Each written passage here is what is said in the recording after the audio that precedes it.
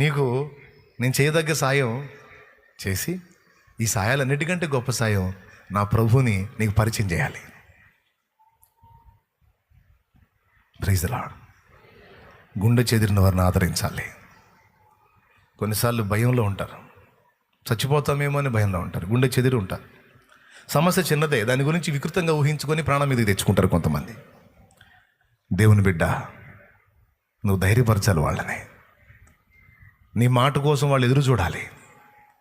ఏసై చూడు, ఎక్కడన్నా ఎవరన్నా కృంగదీశాడా? కృంగిన వేళలో నన్ను లేవనెత్తిన చిరునామా నీవేగా. ఏసై అంటే కృంగిన వాడిని లేవనెత్తడమే. ఎంత భరోసా! ఆ వాగ్దానాలు చూడండి. అసలు నేను నీకు తోడై ఉన్నాను, నిశ్చయముగా నేను నిన్ను కాపాడేదను, భయపడకు, నిశ్చయముగా నేను నిన్ను గొప్ప జనముగా చేతును, అనేక జనములకు నీవు అప్పిచ్చేదవు కానీ అప్పు చేయవు, నీ మార్గంలో నిన్ను కాపాడటకు నేను నీకు తోడై ఉందను, నీ చేయి పట్టుకున్నాను, నేను నీతో చెప్పినవన్నీ నెరవేర్చే వరకు నీ చేయి విడవను. ఒక్కొక్క మాట చూడు. స్త్రీ తన గర్భమున పుట్టిన చంటి పిల్లను మరచున వారైనా మరచుదురు కానీ నేను నిన్ను.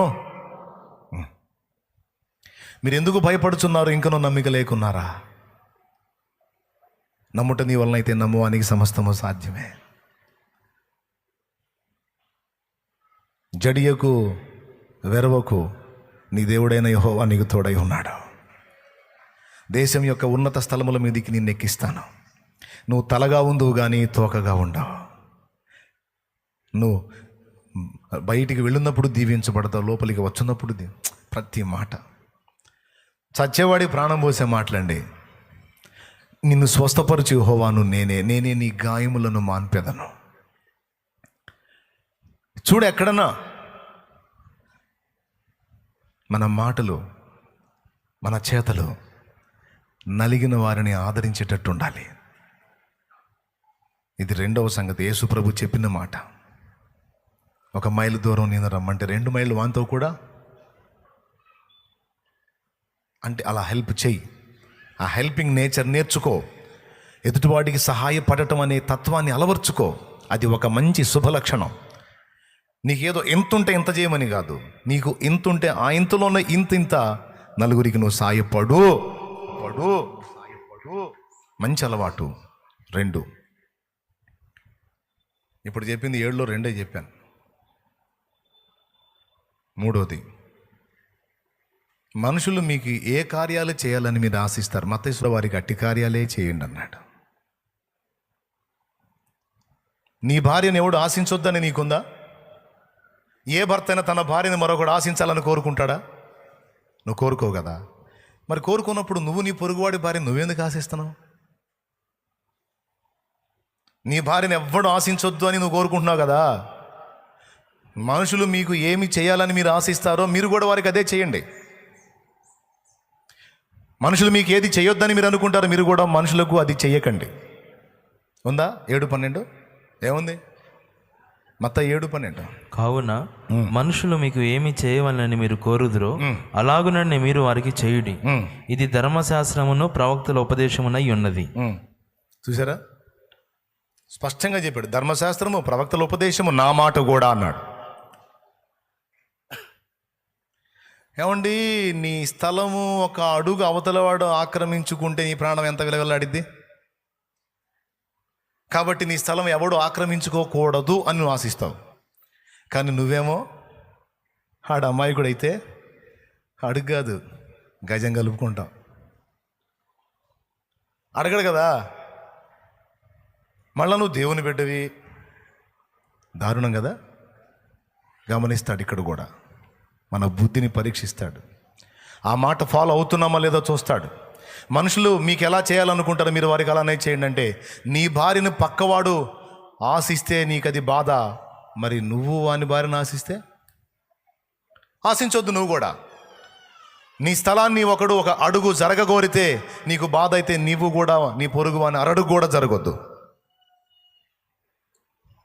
నువ్వు ఆపదలో ఉన్నప్పుడు అందరూ నిన్ను ఆదుకోవాలి అనే ఆలోచన నీకుంటే అవతలి వాళ్ళ ఆపదలో నువ్వు కూడా ఆదుకునే మనసు కలిగి ఉండు. అందరూ నన్ను ప్రశంసించాలి, ప్రోత్సహించాలి అని నువ్వు అనుకుంటే అవతలి వాళ్ళని నువ్వు కూడా ప్రశంసించి ప్రోత్సహించడం నేర్చుకో. కానీ కొంతమంది ఉంటారు పిసినారులు, అందరూ వీళ్ళకి చేయాలనుకుంటారు కానీ వీళ్ళు ఎదుటి వాళ్ళకి చేయరు. క్రీస్తునందున్న మనం అట్టి వారమై ఉండకూడదు. స్పష్టంగా చెప్పాడు, మనుషులు మీకు ఏం చేయాలనుకుంటారో మీరు వారికి అదే చేయండి, మనుషులు మీకు ఏది చేయొద్దనుకుంటారో మీరు కూడా వారికి అది చెయ్యకండి. ఎంతమందికి అర్థమైంది? ఏదైనా అంతే. నీ పై అధికారి నేను ఇబ్బంది పెట్టకూడదంటే నీ కింది అధికారులను నువ్వు ఇబ్బంది పెట్టద్దు. నీ పై అధికారి నిన్ను ప్రేమించి గౌరవించాలంటే నువ్వు కూడా నీ కింది అధికారులను ప్రేమించి గౌరవించు.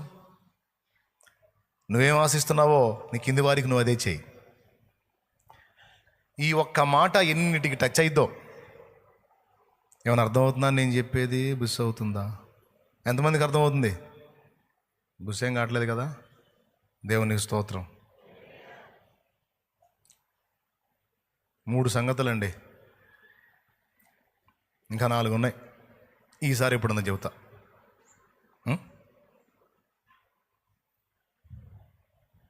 ఇతరులు నీ గురించి నిందా ప్రచారం చేయొద్దు అని నీకు అనుకుంటే ఎవరైనా కోరుకుంటారా? నా మీద అందరూ చిలువలు పలవలుగా ప్రచారం చేస్తే బాగుండని ఎవరైనా కోరుకుంటారా? కోరరు. నువ్వు కూడా చేయవాకు. ఇతరులు నీకు చేస్తేనేమో నువ్వు అభ్యంతర పడతావు, నువ్వేమో ఇతరుల గురించి చిలువలు పలవలుగా ప్రచారాలు చేస్తావు. చేయొద్దు. నీ కూతుర్ని అత్తగారు బాగా చూసుకోవాలని నీకు ఆశ ఉంది కదా, నీ కోడలు కూడా ఒక ఆమె కూతురే, నువ్వు కూడా బాగా చూసుకో. నువ్వేమో ఏమైనా టార్చర్ చేసి కూతుర్ని అత్తగారు బాగా చూసుకోవాలంటే ఐసా ఐసా ఐసా ఐసా ఐసా వైసా నై హోతా. అది రైట్ కాదు. మనుషులు మీకు ఏం చేయాలని మీరు ఆశిస్తారు, వారికి మీరు అదే.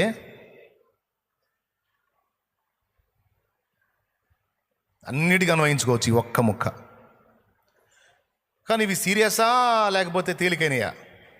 దేవుని మాటలు వీటిని తీవ్రంగా తీసుకోవాలా, టేక్ ఇట్ ఈజీ వదిలేయాలా?